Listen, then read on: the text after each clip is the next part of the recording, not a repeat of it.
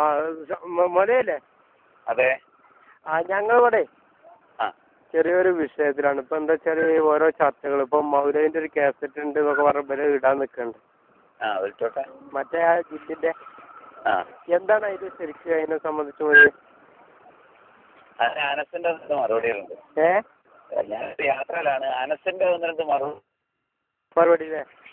നല്ല എളുപ്പ പ്രോഗ്രാം. ഇനിയിപ്പോ പുളിക്കൽ പ്രോഗ്രാം വരുന്നുണ്ട്. അല്ല അതില് ഇപ്പൊ ഒരു ജിന്റെ അതൊക്കെ സംഭവം അത് ശരി തന്നെയാണ്. ഇപ്പൊ നമ്മള് ഏതാ അതിലൊരു മിസ്റ്റേക്ക് ഉണ്ട്. പ്രശ്നിച്ചൊരു മിസ്റ്റേക്ക് ഉണ്ട്. ഞാൻ വേറൊരു പുസ്തകത്തിൽ നിന്ന് വായിച്ചതാണ്. അപ്പൊ ആ പുസ്തകത്തിൽ അതിനെ ഗണനം വേറെ വന്നിട്ടുണ്ട്. ഞാൻ അതിനെ തിരിച്ച് ഈ പ്രാവശ്യം വിജിലൻസ് കൊടുത്തിട്ടുണ്ട്. അല്ല നമ്മള് ജിന്ന് സംയോഗത്തിന്റെ പറയുന്നുണ്ട്. അപ്പൊ ജിന്ന് അതൊന്നും തെറ്റല്ല. അതൊക്കെ സ്വീകാണ്. അതൊക്കെ പക്ഷെ ജനങ്ങളുടെ ചർച്ച ചെയ്യേണ്ട ഒരു വിഷയമൊന്നുമല്ല. അതൊരു പ്രത്യേക ക്ലാസ്സിൽ യാദൃശ്യമായിട്ട് കടന്നു വന്നൊരു വിഷയമാണ്.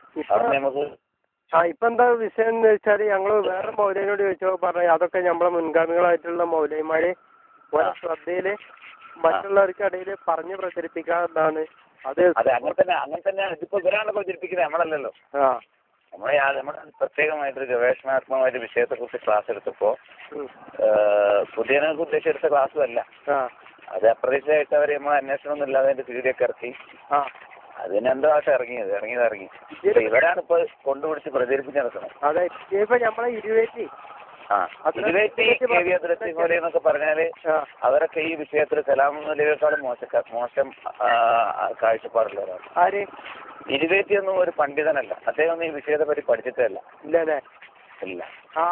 ഇരുവേറ്റി പറഞ്ഞത് കുത്തുബീര് നമ്മളെ പുതിയങ്ങാടിയിലേ ഞാൻ ആ ഭാഗത്തുണ്ടായിരുന്ന ഒരു മൊഴി തന്നെയാണ്. അപ്പൊ പിന്നെ കുത്തുബീര് മൂപ്പരെ പറഞ്ഞത് ഇവരെ കേട്ടിട്ടാണ് കേട്ടുപോയത് പറഞ്ഞാണ്. അങ്ങനെ പറഞ്ഞു വ്യക്തിയെ സംബന്ധിച്ചിടത്തോളം അയാൾക്ക് ഈ വിഷയത്തിൽ യാതൊരു കാഴ്ചപ്പാടും ഇല്ല. കേട്ടിട്ടിപ്പോ കേൾക്കാതിരിക്കൽ തന്നെ നല്ലതാണ് എന്റെയും വ്യക്തിപരമായ അഭിപ്രായം.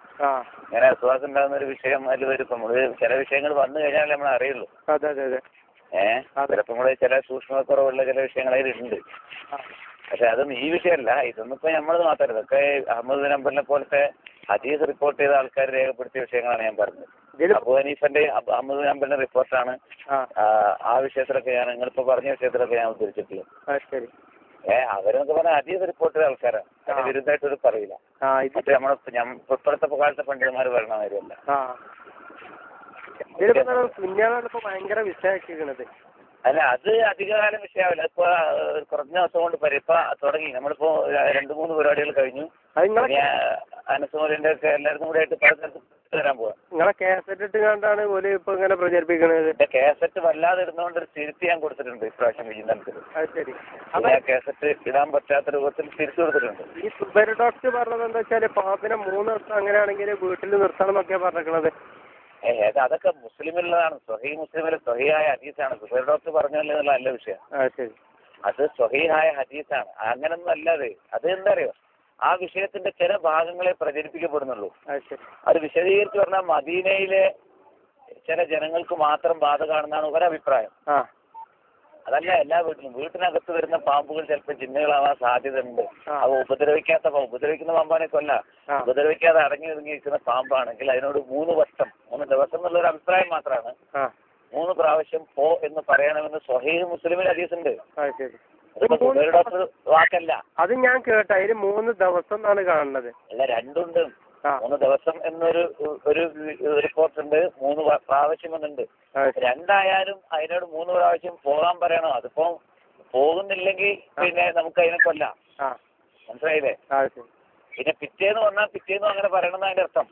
പിറ്റേന്ന് പോയി പിന്നെ പിറ്റേ ദിവസം വന്ന് വിചാരിക്കാം. അന്ന് നമ്മൾ എന്ത് ചെയ്യണം? പോകാൻ പറയണം. പോയിട്ടില്ലെങ്കിൽ നമുക്ക് കൊല്ലും ചെയ്യാം. ഇതിപ്പോ എന്താ അറിയോ, ഇതിപ്പോ മുമ്പ് സുബൈർ മങ്കട ആയിരുന്നു ഈ ഭാഗത്തിന്റെ ആള്. അയാളിപ്പോ വില ഇറങ്ങിയേക്കാണെന്നൊക്കെ പറഞ്ഞിട്ട് സുബൈർ മങ്കടയെ നമ്മൾ തമ്മിൽ സംഘടനാപരമായ വിഷയങ്ങളല്ലാതെ ആദർശപരമായ വിഷയത്തിൽ വലിയ അഭിപ്രായ വ്യത്യാസമാണ്. വേറൊരു കാഴ്ചപ്പാടുള്ള ആളാണ്. ഈ വിഷയത്തിൽ ഇപ്പൊ സുബൈർ മങ്കട പറഞ്ഞല്ലേ, സുബൈർ മങ്കട ഒന്നുമില്ല. ഇതിപ്പോ ഉദ്ധരിക്കുന്നുണ്ട്. നമ്മൾ ഇത്രയും കാലം നമ്മുടെ സമീപനം എന്തായിരുന്നു? തെളിവുണ്ടോ നോക്കാം. നമ്മളെ സമീപനം എന്തായിരുന്നു വെച്ചാൽ തെളിവുണ്ടോ നോക്കാം. തെളിവുണ്ടോ നോക്കാം. ഒരു വിഷയം ആര് പറഞ്ഞാലും നമുക്ക് അറിയാത്തൊരു പുതിയ വിഷയമാണ് പറയുന്നത് തെളിവ്. കേട്ടോ മോനെ, നമ്മൾ ഈ വിഷയത്തിൽ ഇവിടെ പിന്നെ ഒരുപാട് ഇതൊക്കെ പറയിപ്പിച്ചാണ്. അപ്പൊ അതിലൊക്കെ എതിർപ്പാണ് നമ്മൾക്ക് പറയണത്. ഇപ്പോഴും നമ്മളെ ആളുകൾ ഇവിടെ പറയണത്, അതായത് നമ്മൾ പറയണത് അങ്ങനെ ഒരു വാദം തന്നെ അല്ല, അത് കേന്ദ്രമിലുള്ള വാദമല്ല. അങ്ങനെ ആര് വാദം പറഞ്ഞിട്ടുണ്ടെങ്കിലും ഓരെ നമുക്ക് അംഗീകരിക്കാൻ പറ്റില്ല എന്നാണ് ഇവിടുത്തെ കേന്ദ്രന്മാരും നമുക്ക് നമ്മളെ പോളിസി അത് തന്നെയാണ്. എങ്ങനെ ഖുർആാനിനോ സുന്നത്തിനോ നിരക്കാത്തത് ആര് പറഞ്ഞാലും അത് ഏത് സംശുദ്ധിയും പറഞ്ഞാലും അംഗീകരിക്കാൻ പറ്റില്ല. അത് നമ്മുടെ പോളിസി, പ്രസ്ഥാനത്തിന്റെ പോളിസി അത് തന്നെയാണ്. ചിലപ്പോ ഓരോരുത്തർ മനസ്സിലാക്കിയനുസരിച്ച് അപൂർവം ചില വിഷയങ്ങളിൽ സംസാരിച്ചു വരും.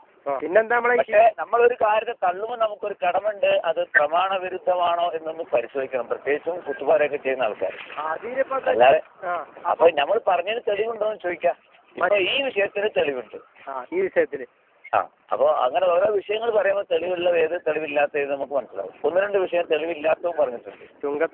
ഞാൻ പറഞ്ഞിട്ടുണ്ട്, ഞാൻ അത് തിരുത്തും ചെയ്തു. ഞാനിപ്പോ ഈ വിഷയം തിരിച്ചു കൊടുത്തിട്ടുണ്ട്. എന്നാ ഇൻഷാ അല്ലാഹ് നമുക്ക് പിന്നെ സംസാരിക്കാം. ഇൻഷാ അല്ലാഹ്. അസ്സലാമു അലൈക്കും.